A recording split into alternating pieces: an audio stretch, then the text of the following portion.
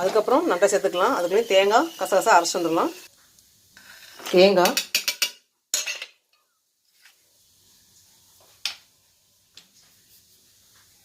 கசகசா,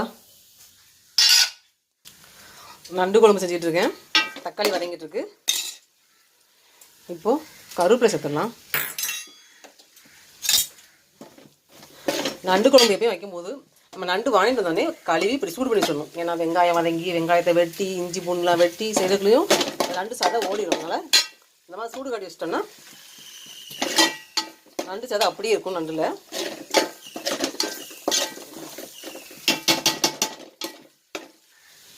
நண்டு குழம்பு எப்படி செய்யணும்னு தெரிஞ்சுக்கணுன்னா ராஜேஷ் ஹோம் குக் இந்த லிங்கை கிளிக் பண்ணி வீடியோ ஃபுல்லாக ஸ்கிப் பண்ணாமல் ஸ்டார்டிங்லேயே பாருங்கள். நண்டு குழம்பு எப்படி செஞ்சுக்கலாம். செஞ்சு சாப்பிட்டுட்டு அதுக்கப்புறம் என்னோடய சேனலுக்கு லைக் பண்ணுங்கள், அப்படியே ஒரு சப்ஸ்கிரைப் பண்ணிடுங்க.